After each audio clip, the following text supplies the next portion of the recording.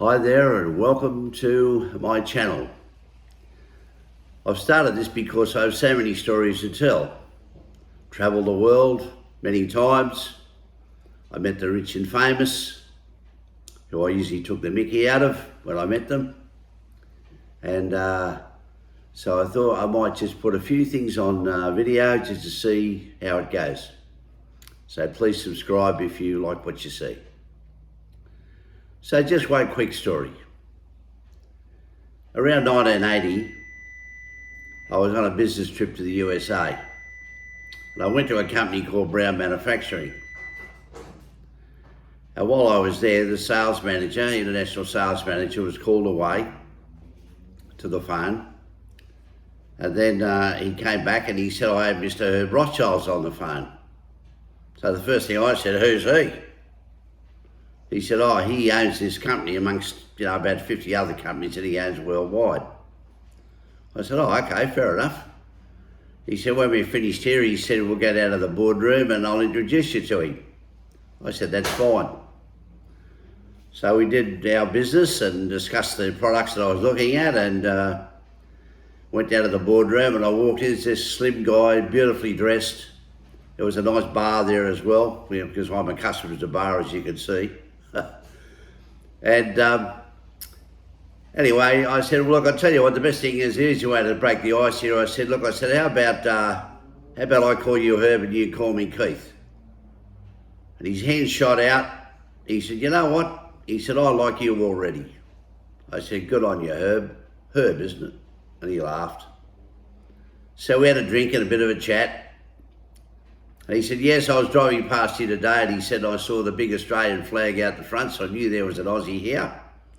And he said, I like Aussies. He said, you've got a good sense of humour and good to do business with. I said, well, you got that right. So with that, he said, are you free this evening? I said, well, I am actually. And he said, well, seeing you're all the way out here in Cicero, he said, how about I call the wife and we can go out to the house and have a drink and meet the wife, and we can make a booking and we'll go and have dinner. I said, sounds all right to me. So we walk out the front of the building and this big Cadillac arrives, similar to the one that I was taken to the factory in, and we jump in the back and we're sailing down the freeway, and he said to me, I haven't heard of Offset Newspapers, your company. I said, oh, you really? He said, oh, we're pretty big. He said, I've heard of the Sydney Morning Herald, which is like, New York Times. And he said, really? I said, yes, oh, we're bigger than them. He said, how many of these graphic arts cameras you looking at? I said, oh, about 6. We were saving up to buy one. Anyway, we arrived at his house. It was right on the shores of Lake Michigan.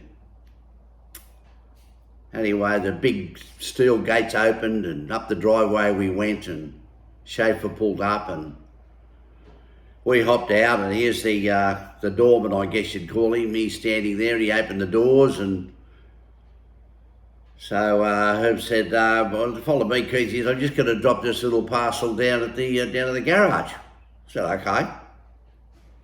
So I followed him around the back of the house, and he pressed a button or something, and all of a sudden 12 garage doors open. And the first thing I see is this big blue Lamborghini. I've gone, oh my God, I've only seen pictures of it. I'm absolutely flabbergasted, because here in Australia, they're around about $500,000. So he put the parcel on the garage shelf there, and he turned around to me, and I said, nice car, Herb. I said, do you use it much? He said, no, stop mine. He said, it's a wife's car. Oh, really? He said, yeah, she goes shopping in it. He said, I don't know where she puts all the things she buys, though. Goes shopping in it, really, okay. So up to the house we go and meet his wife, very stunning looking woman, and had a bit of a laugh and a bit of a chat. She said, look, I'm just going to go up and freshen up, and I'll join you guys down at the bar. I said, righto. So we walk in, and took me for a walk around, took me a tour around the house, and showed me his trophy room with all these animals that he's shot all over the world, bloody deer and bloody God knows what there wasn't there, crocodiles and so on. And then we went to the games room, had a look there. Then we went to the home theatre room. It only seated about 12. I said, oh, very impressive. So we go into the bar room. Well, it was a bar like nothing like mine, but very impressive. So with that, I sat down in the chairs, and he said, yeah, he said, they're Louis the Fourth or something like that. I said, oh yeah. He said, I picked them up in France. Is that right? He said, yeah. He said, about 20 grand a piece. Really? So I quietly lifted my arms off the side, my arms off the side arms, and with that, the waiter arrived, and he poured us a couple of drinks, and we're eating away and drinking away, and it was really good, and so on. So then his son arrived. He'd just been to judo lessons or something, and he's all dressed in his outfit. And he said, yeah, so my son, he's just won the Illinois State judo team. So I shook his hand, and then I pulled it away just in case he was going to trick me.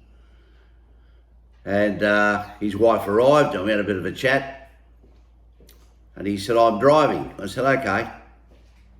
So we jumped in the Cadillac, one of his Cadillacs, and down we went, and so down to this restaurant.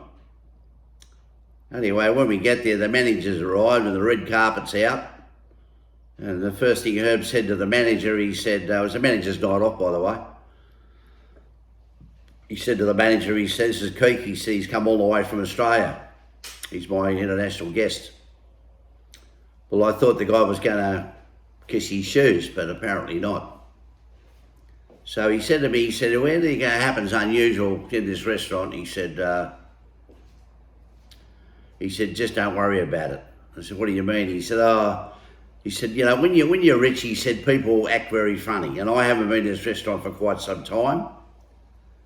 And he said, so if anything strange happens, people look at you or gawk or point or something. Don't worry about it. So we walked into the restaurant, and we're standing up a little bit higher than where all the tables and chairs were, up where all the booths were, where we were. And we walked in, and the whole place stopped. They all stopped eating, and they all started looking at Herb. I says, my God. So with that, we go down, and we got a private booth, and they brought the curtains around, and gave us a drink, brought the curtains around. And I was in full flight, you know, had them all laughing and carrying on and what have you. And she's ordering wine by the bottle, and yeah, so anyway, later on, the violin players came round after we'd finished our lobster. And so on, and the three of us departed in the Cadillac quite drunk, very drunk. So he said, I'll drop you back to Chicago. I said, okay, fine.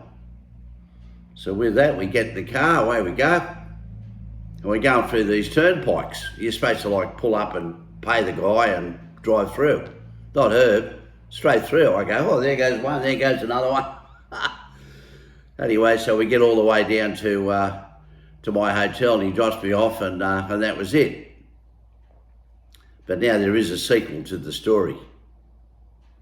And the sequel is in the next video. Thanks for watching.